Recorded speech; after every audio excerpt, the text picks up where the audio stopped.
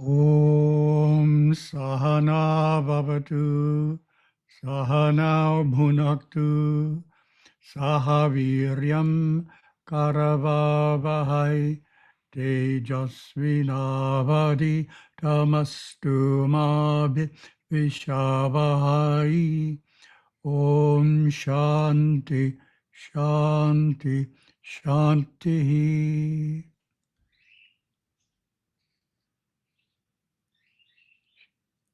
We'll share the screen here.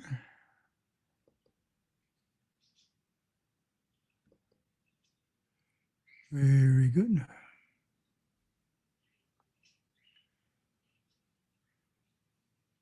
Let's just move this little tag.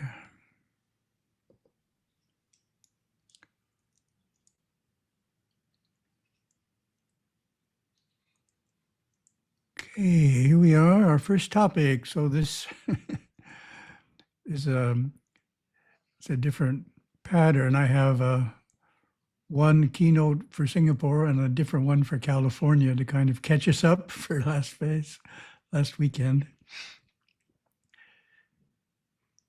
So, okay. To move one other thing here.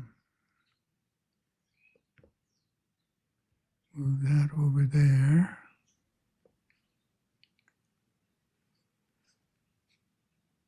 Gurudeva's teachings on yoga.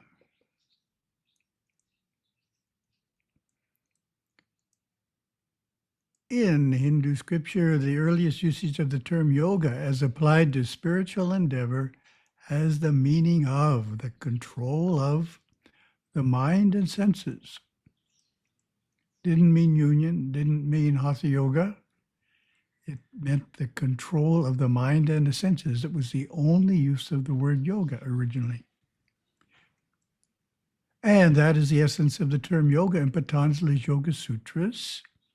Patanjali was a Saivite Nada Siddha who lived around 200 BCE.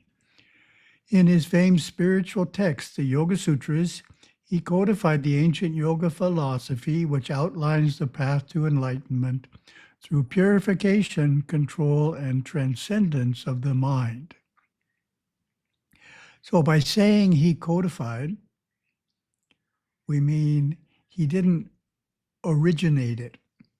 He wrote down the common understanding at his time of yoga darshana. His system is one of the 6 classical Hindu philosophical systems, all called darshana, and his is known as yoga darshana. In English, it is called classical yoga. So you'll find that term in the master course, particularly in the earlier lessons. Gurudeva calls it the teachings of classical yoga, meaning he's referring to the Yoga Sutras of Patanjali. The importance of the Yoga Sutras to our Guru Parampara is found in this story in the Guru Chronicles of a meeting that Gurudeva had with his Guru Yogaswami in 1949. Seems like a long time ago. While awaiting the refreshments, Yogaswami asked his guest if he had read Patanjali's Yoga Sutras. In fact, he got the book down from his shelf, commenting that it was the only book he kept. Gurudeva said yes, he had read it. In fact, it was the only book he had really studied during his early training. He had read and practiced it for years. So you can see the book had a unique place to both of our gurus. Yogaswami tossed a few penetrating questions about the Pitti classic. Gurudeva answered quickly and clearly. Recounting this experience later, he said that the answers came immediately, not as an intellectual memory, but from within. Patanjali defines yoga in verse 2. Yoga is the restraint of mental activities. Our minds are generally busy in one type of mental activity or another. We are remembering events from the past, thinking about current tasks, or theorizing about possible future events. past, present, and future. The practices of yoga are designed to enable us to cease these mental activities altogether during meditation. Verse 3, the sage continues, then awareness abides in itself. When mental activity is restrained, the soul's faculty that witnesses thoughts naturally turns in on itself, and it remains temporarily aware only of itself until thoughts again arise.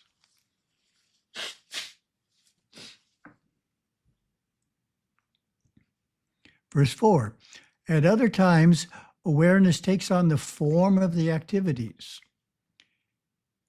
It is the nature of the witness consciousness of the soul that it not only observes mental activities, but also identifies with those activities. Simple example is the experience of happiness. We say, I am happy. Awareness is taken on the form of happiness. Yoga is a Sanskrit word that means yoking or union. Philosophically, it generally refers to the union of the individual self with the Supreme. In Sanskrit, we say Atman ultimately unites with Brahman, and Jiva becomes one with Shiva. So that's the ultimate destination in yoga, is the individual soul merging with the Supreme Being. However, the process to which yoga refers in the Yoga Sutras is actually one of separating rather than joining.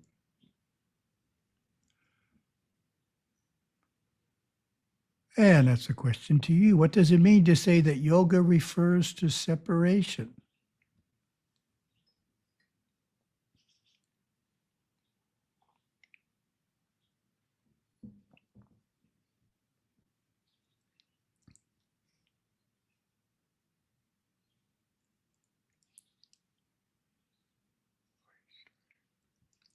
The late Dr. Georg Feuerstein, an Indologist and expert on the Yoga Sutras, explained, according to one definition especially popular among Vedanta and Neo-Vedanta followers, yoga means union. Although this may be correct as regards certain forms of yoga, it is definitely inapplicable to Patanjali's Kriya Yoga, whose essence consists rather in a disunion, namely the disjunction of the Purusha, soul, and the world. Clearly, Patanjali is telling us separation is necessary for liberation.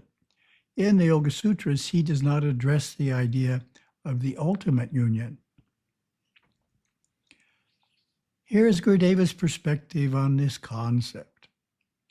Consciousness and awareness are the same when awareness is totally identified with and attached to that which it is aware of. To separate the two is the artful practice of yoga.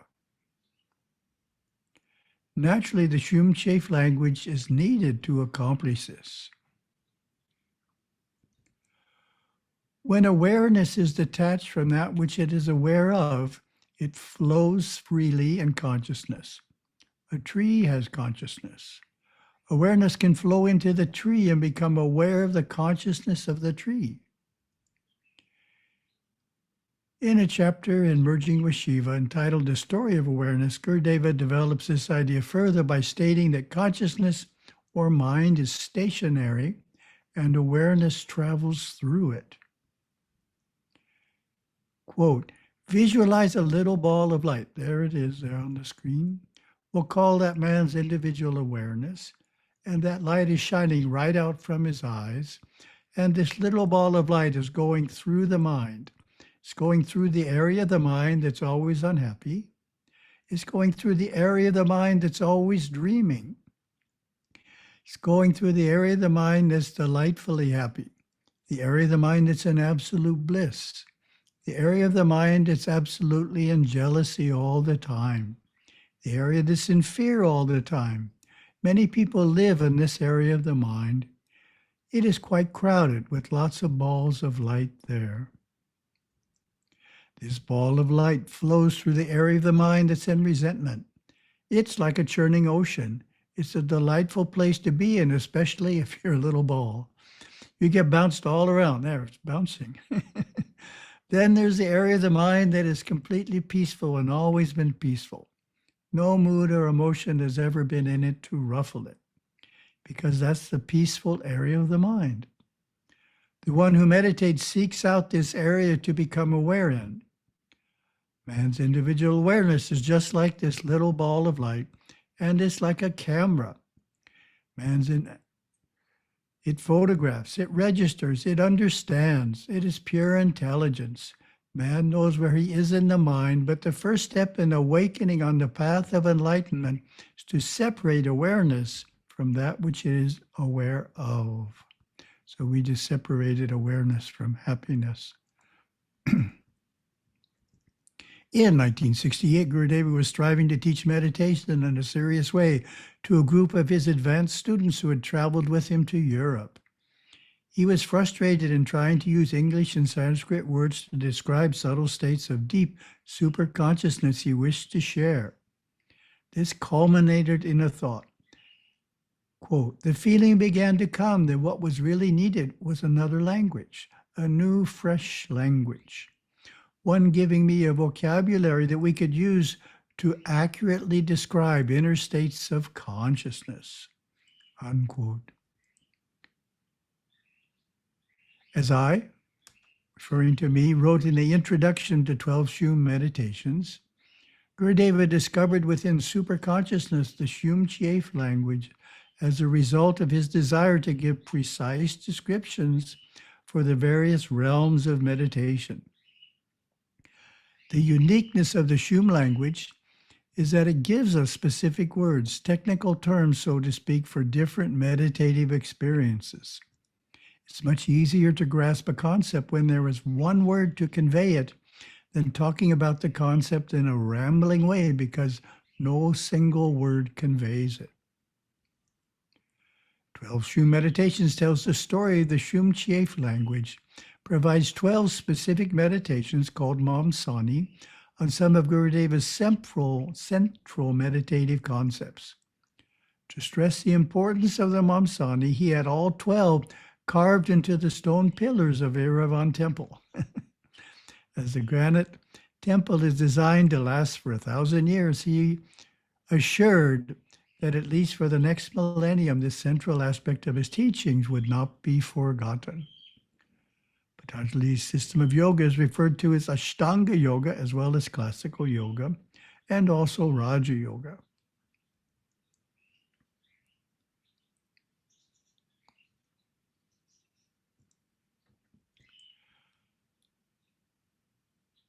As we know, Ashtanga means 8 limbs, Ashta plus Anga, 8 limbs.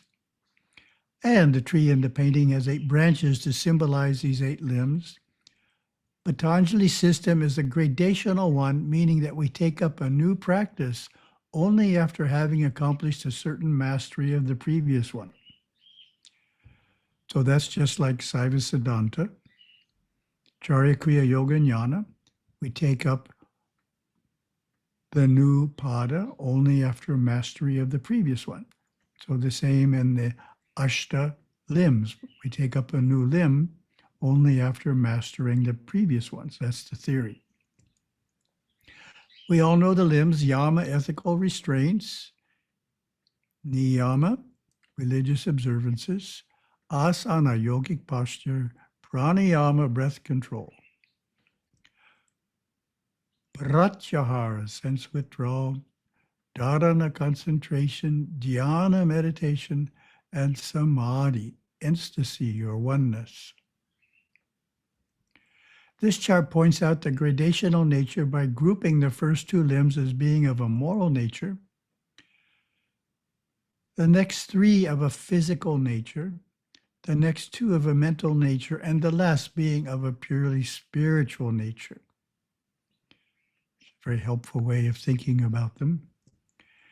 It is unfortunate that teachers of modern-day yoga ignore the first and second limbs, yama and niyama, many of them, And so the yoga practitioner begins with the third limb, asana. This is not so crucial for yogis seeking only health benefits.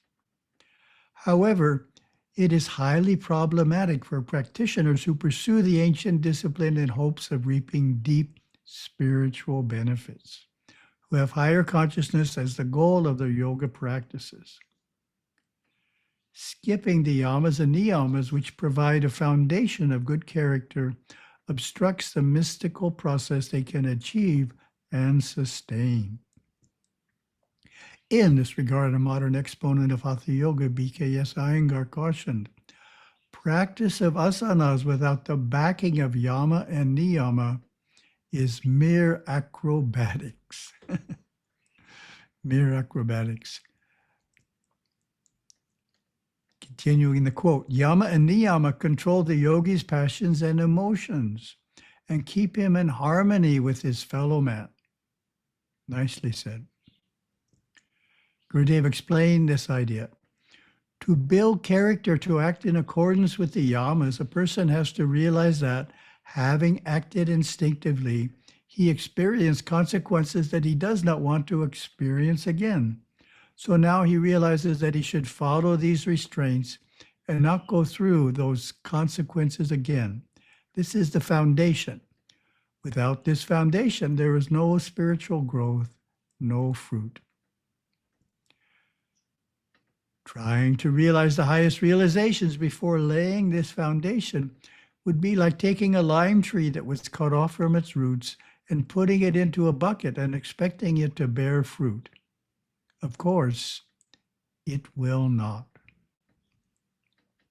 For adults, we have 2 publications with detailed explanations of the yamas and niyamas.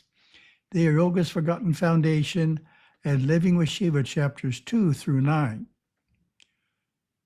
So the material in both books is exactly the same, except that Yoga's Forgotten Foundation has a foreword, a few pages that aren't in Living with Shiva, but otherwise they're the same. For children, we have 2 books in this series, Hindu Children's Modern Stories. Volume 1, 10 Tales of Self-Control, has a story for each of the 10 yamas. Volume 2, 10 Tales About Religious Life, has a story for each of the 10 niyamas. These 2 books are written for ages 10 through 12. Each story in Volume 1 speaks to a single value, for example, nonviolence, honesty, purity, or giving. Several stories focus on the consequences of making the wrong kind of friends. Each story in Volume 2 speaks to the wisdom and practical application of a single religious observance, such as remorse, contentment, faith, or austerity. Several stories focus on practical application of religion, showing how if children sincerely appeal to God and the gods for help, help will be forthcoming. So we have an Om here that I didn't take out. I should have.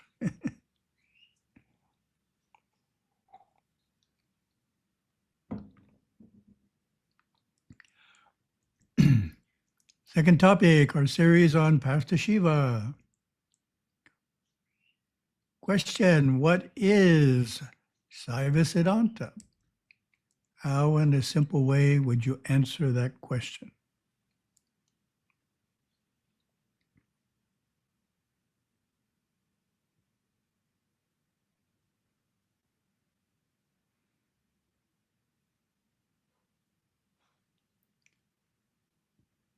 Path to Shiva's answer, which are very simple answers. Saiva Siddanta is the name of our school of Hinduism. So technically, it would be our philosophical school. But this is saying things in a simple way. It's the name of our philosophy. I was asked in the question sent into Satsang at Hindu.org, what's the difference between Vedanta and Hinduism? Vedanta is one of the philosophies of Hinduism, which is the religion. Hinduism has many philosophies, even there's many different schools of Vedanta.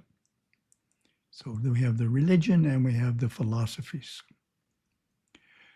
It is today the oldest, most vigorous, and widely practiced of the 6 forms of Saivism. It has many millions of devotees, tens of thousands of active temples, and dozens of living monastic and ascetic traditions. Saiva Siddanta once enjoyed a glorious presence throughout India. Today it is strongest within the Tamil traditions of South India, Sri Lanka, Malaysia, and elsewhere. In fact, it is sometimes referred to simply as Tamil Saivism. And we have the term here from the Tamil lexicon. Saiva Siddanta means the final or established conclusions of Saivism. That's the literal meaning. Today, there are 2 primary schools of Saiva Siddanta, and I won't ask you to explain the differences. That'll complicate it. One is the pluralistic school of Mekandar, which holds that God, soul, and world are eternally separate. The other is the monistic school of Tirumular, which stresses the ultimate oneness of man and God. We follow Tirumular's lineage, which is specifically called Shuddha Saiva Siddhanta. For both schools, Shiva's all and his divine manifest energy, Shakti, is inseparable from him. In temples, we often see Shiva and Shakti enshrined as 2 separate beings, a divine couple, but in truth, they are one. We worship Ganesha and Murugan as great lords who serve the Creator, God Shiva. We chant the holy mantra, Namah Shivaya. We wear Rudraksha beads and holy ash. We revere the many Saivite saints. We believe it is necessary to have a living guru. We cherish the holy Shiva Linga, keep company, Sangam, with other devout seekers, and revere the great many Shiva temples. These 4, Guru, Lingam, Sangam, and Valipidu, worship, are the essence of Saiva Siddhanta as found in ancient Sanskrit and Tamil literature. Topic 3, quotes from Yoga Swami's words of our master. You sing and learn because you are unable to remain Summa. What does that mean to you?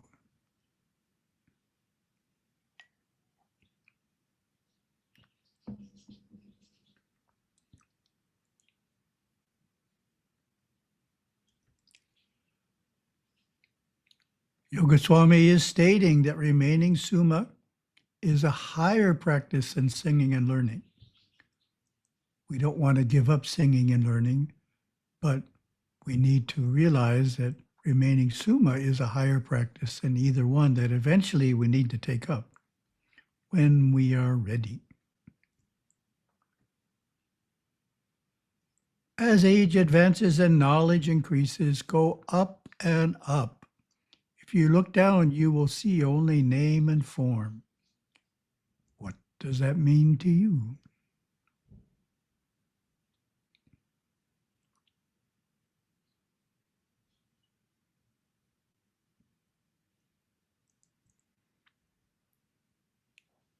Yoga Swami is pointing out that we should be getting wiser as we get older by going up and up in consciousness and not just remaining static in our level of consciousness.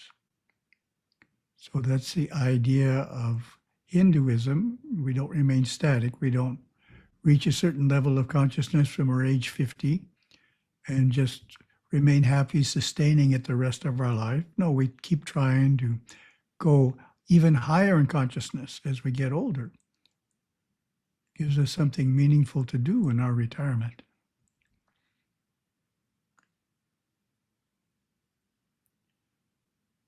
Keep the antakaranas free from sickness and be careful, be awake, be alert, be vigilant, and become omnipresent. So antakaranas refers to the different components of the mind. What does that mean to you?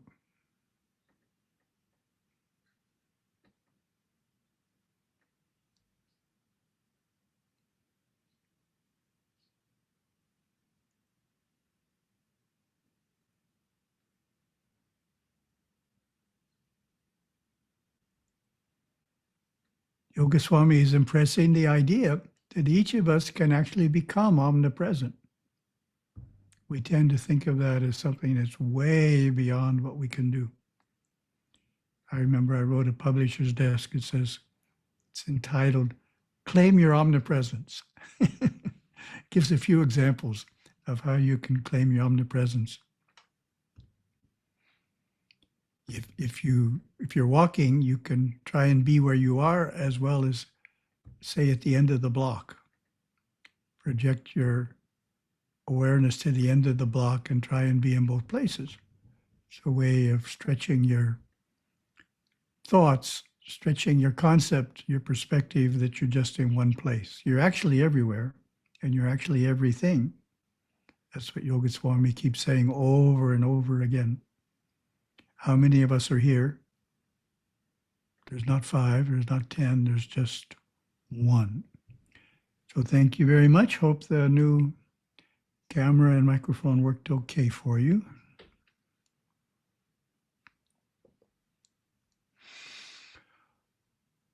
Oh.